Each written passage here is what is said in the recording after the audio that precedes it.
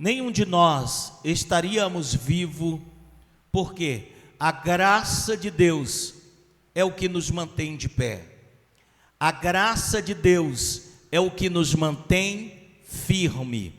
Louvado seja Deus. Diz assim a palavra de Deus: e disse Davi: há ainda alguém que ficasse da casa de Saul, para que eu lhe faça bem por amor a Jonatas? E havia um servo na casa de Saul, cujo nome era Ziba, e o chamaram que viesse a Davi. E disse-lhe o rei: és tu Ziba? E ele disse: teu servo. E disse o rei: não há ainda algum da casa de Saul para que use com ele de beneficência de Deus? Então disse Ziba ao rei: ainda há um filho de Jonatas, aleijado de ambos os pés. E disse-lhe o rei: onde está? E disse-lhe Ziba ao rei: eis que está em casa de Maqui, filho de Amiel, em Lodebar. Então mandou o rei Davi e o tomou da casa de Maqui, filho de Amiel, de Lodebar. E vindo Mefibosete, filho de Jonatas, filho de Saul, a Davi, se prostrou com o rosto por terra e se inclinou. E disse Davi: Mefibosete? E ele disse: eis-me aqui teu servo. Glória a Deus. Amados e queridos, nesse texto sagrado, Davi simboliza Deus. Jonatas, ou seja, Mefibosete, simboliza o pecador que está sempre fugindo da presença de Deus por causa dos seus erros. Para quem não sabe quem era Mefibosete, Mefibosete era um herdeiro do trono de Israel. Mefibosete, ele era alguém que nasceu para ser rei. Ele fazia parte de uma linhagem real.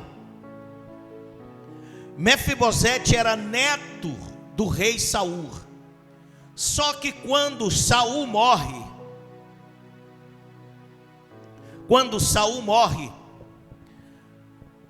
todos os descendentes de Saul estavam predestinados à morte.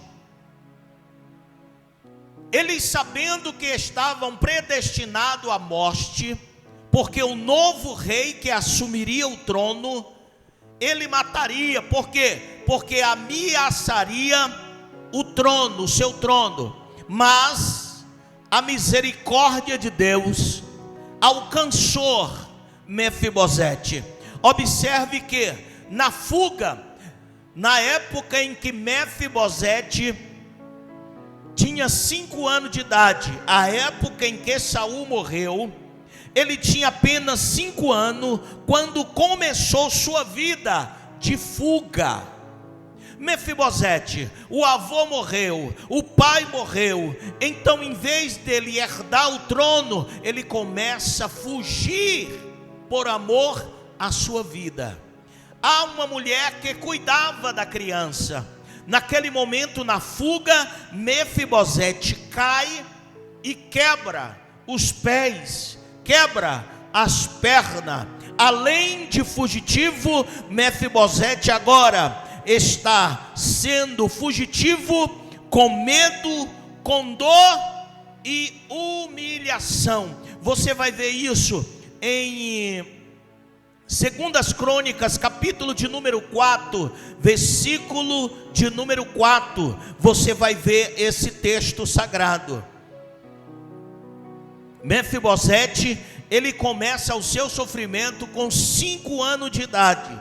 observe que ele, quando Mefibosete, ele cai e ficou coxo o resto da sua vida, até mesmo porque na época não havia medicina suficiente para tratar do Mefibosete, e também as condições dele não era boa. Imagine que o tio que fica não assume a criança, ele é obrigado a fugir com a sua babá. A sua babá foge para Lodebar. Que é Lodebar? A terra de Lodebar significa lugar de esquecimento. Entenda que Mefibosete vai se afundando sempre. Entenda uma coisa, como eu disse no começo, o homem sem Deus, as ideias dele é sempre se afastar do Senhor. Deus simboliza aqui Davi, que com seu grande amor, que com seu grande compromisso com o pai Jonatas, ele vai atrás daquele homem que se sentia um cachorro morto, ele vai atrás daquele aleijado que não servia para nada, para quem estava observando. Mas para Davi, ele tinha uma promessa com seu pai de guardar o filho de Jonatas. Mefibosete era um retrato do homem ferido, em fuga, caído pelo seu pecado. Mefibosete é um retrato, a intervenção da graça em sua vida. Em 2 Crônicas capítulo 9, versículo 1 ao 4, observe que nesse momento Deus começa a intervir, o agir de Deus, por intermédio de uma palavra, de um compromisso, de uma aliança. Entenda que nós estamos aqui hoje, é porque um dia Jesus Cristo fez uma aliança com o homem.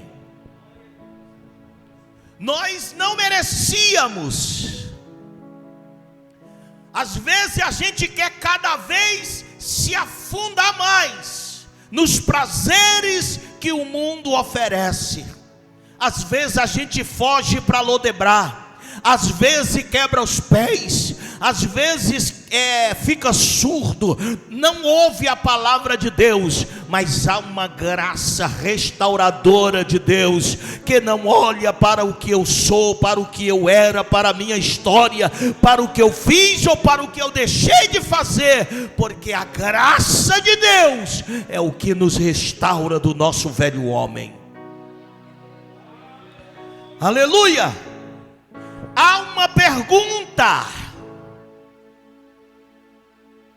em 2 Crônicas capítulo 9, o versículo 1, há uma pergunta. A pergunta é essa: e disse Davi, há ainda alguém que ficasse da casa de Saul? Naquele momento eu imagino o suspense, evangelista Daniel. Eu imagino alguém pensando assim: Davi vai já matar o resto dos filhos de Saul. Davi vai já matar os herdeiros, a ameaça que ameaça o trono. Entenda uma coisa, igreja: quando Deus te chamou com propósito, e você entra no propósito de Deus, ninguém pode te tirar do propósito de Deus. Davi não tinha medo de perder o trono, presbítero Mateus, porque quem tinha colocado ele no trono era o próprio Deus. Ele esperou o tempo dele, ele sentou no trono no tempo. Entenda uma coisa: Davi, ele foi ungido a rei, mas ele foi ungido a rei pelo profeta Samuel, mas ele não senta no trono imediato. Depois que ele é ungido a rei, ele vai virar fugitivo. Entenda uma coisa: eu sou pastor, mas o tempo de assumir não é agora. Eu sou líder, mas o tempo de liderar não é agora. Espera o tempo de Deus, porque quem vive depende da graça. Ele chega no momento certo, ele entra pela porta e sai pela porta.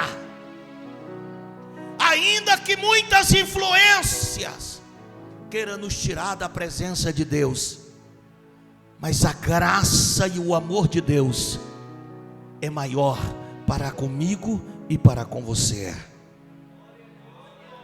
Há uma pergunta: aonde está o menino? Aonde está esse tal de Mefibosete? Entenda uma coisa, igreja: quando alguém que não quer ver o teu sucesso, quando ele vai falar de você, a primeira coisa que ele mostra é os teus defeitos. Sabia, irmão Mateus?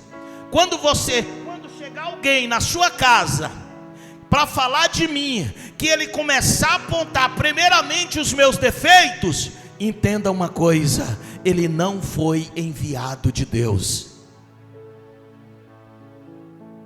Ziba, por que Ziba não queria que trouxesse Mefibosete de Lodebar? É porque Ziba estava tomando de conta das terras de Saul. Ziba era o herdeiro de Saul, até que chegasse Mefibosete para tomar posse do que era seu.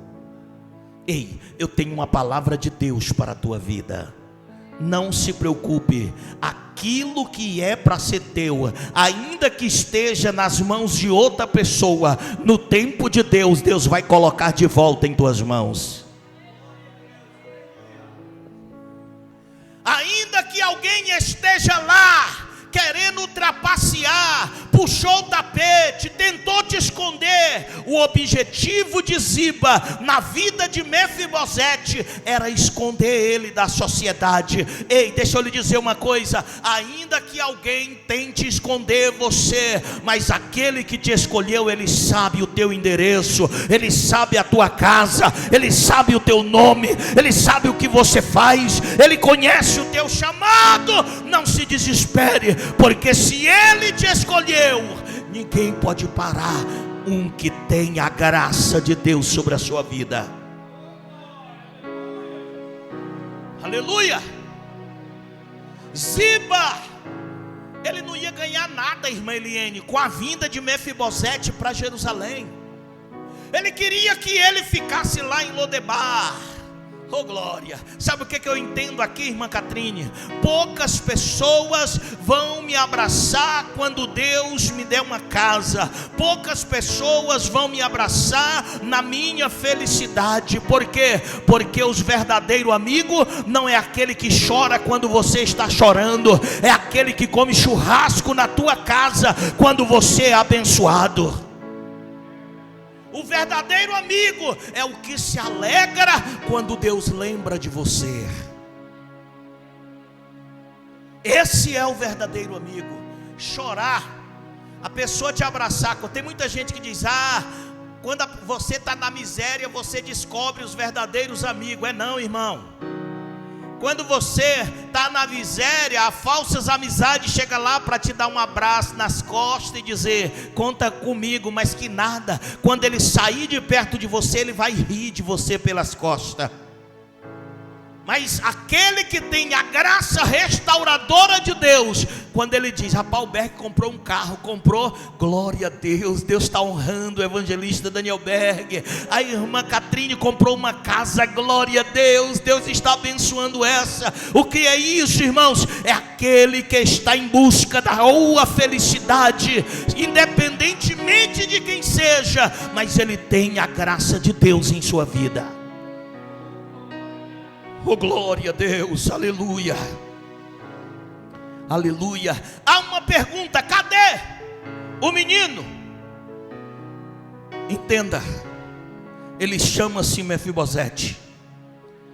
O versículo 3 do capítulo 9, olha o que Ziba diz para o rei, irmão presbítero, irmão Mateus, diz assim: e disse o rei: Não há ainda alguém da casa de Saul para que eu use com ele de beneficência de Deus? Então disse Ziba, olha o que Ziba disse ao rei: há ainda um filho de Jonatas, aleijado. Sabe o que ele quer dizer? Ele está dizendo assim: rei, ele não tem serventia nenhuma para ti, porque você é um rei, você precisa de soldados. Mas entenda uma coisa, irmão: Deus não me ama pelo que eu sou. Deus não me ama. Vê se tem algum microfone desse daí ligado. Deus não me ama pelo que eu faço. Deus não me ama pela roupa que eu visto, pelo perfume que eu uso. Deus me ama pela sua graça. Oh glória! Deus não me ama por voto. Deus não me ama porque eu sou gordo, ou porque eu sou magro, ou porque eu sou aleijado. Não, Deus me ama porque Ele tem uma graça restauradora sobre a minha vida. Deus, Ele não quer saber o que você fez ou o que você deixou de fazer. Se Ele te escolheu, pode entrar quem entrar na frente. Ele não quer saber do teu passado, mas Ele quer mudar o teu futuro. Oh glória! Há uma busca no capítulo 9. Eu imagino Davi dizendo assim para Ziba: Ziba, eu não te perguntei se ele é bom ou se ele é aleijado, eu só mandei, vá buscar. Sabe o que eu acho mais engraçado, irmão? É aquele que torcia pela miséria de Mefibosete, vai ter que arrumar uma carruagem, vai ter que arrumar um carro chique. Ei, aqueles que não queriam que você prosperasse, ele vai ter que comer churrasco na tua casa e vai ter que entender que foi Deus que te escolheu. Ei, quando o rei se agrada de alguém, não tem quem impeça o agir dele sobre a tua vida. Ah, mas ele é aleijado, Senhor. Ele disse: não estou te perguntando.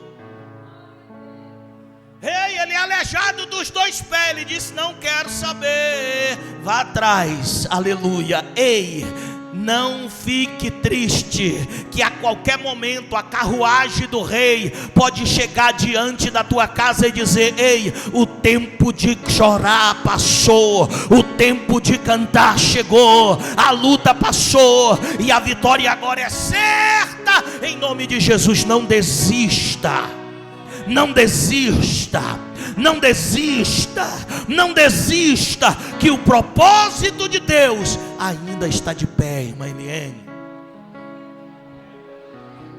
O propósito de Deus ainda está de pé. No capítulo, em 2 Samuel, capítulo 9, versículo 5 ao 7, você vai ver a busca. Vamos lá. Então, versículo 5: então mandou o rei Davi e tomou a casa de Maquir. Em outras Bíblias fala diferente. Olha na minha. Então mandou o rei e o tomou da casa de Maquir.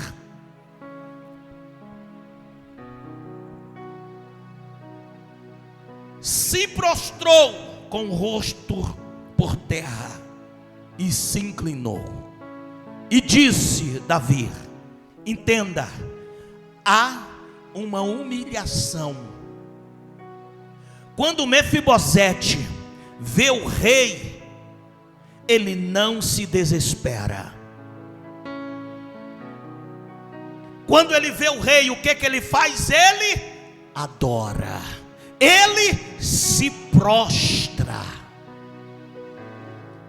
Ei, deixa eu dizer uma coisa: você pode estar na pior situação que você tiver, você pode estar em Lodebar, mas quando você se prostra, o inferno se cala para te ouvir. Aleluia. Os teus inimigos ficam atemorizados. Por quê, pastor Daniel? Porque ninguém pode parar um crente que está ajoelhado. Ninguém pode parar o crente que luta com os pés para trás. Ei, Mefibosete se prostra. Quando Mefibosete se prostra, ei, diga para alguém que está do seu lado, diga assim: o segredo da honra está na humilhação. Aleluia. Aleluia. Tem gente que acha, ainda diz o versículo, os humilhados serão exaltados. É mentira, esse versículo não existe.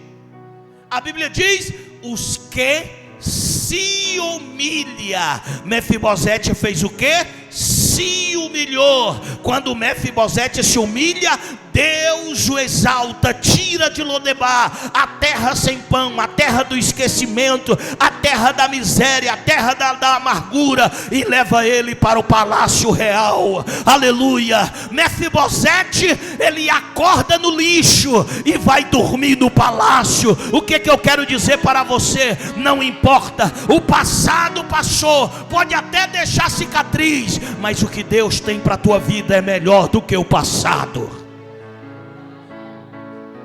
Arabaixo e deco recebe andar.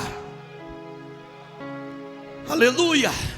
Em 2 Timóteo, capítulo de número 9, versículo 8 até o versículo 13, você vai ver uma bênção sendo recebida. Entenda uma coisa, igreja. Nós entende aqui, pelo que dá para entender no texto sagrado, primeiramente há uma busca.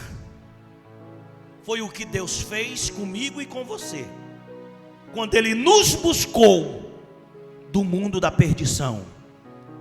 Depois da busca, há uma humilhação. Entenda, igreja, você que vai me assistir pela internet, por qualquer outro lugar, sem humilhação é impossível você ser honrado. Sem humilhação é impossível você receber a visita do rei sobre a sua casa e sobre a sua vida. Aleluia! Aleluia! O versículo 8, olha o que diz aqui: então se inclinou e disse: quem é teu servo, para tu teres olhado para um cão morto? Irmãos, se Mefibosete tivesse enfrentado Davi: tu é um impostor, quem era para estar aí nesse trono era eu, mas tu tomou o meu lugar.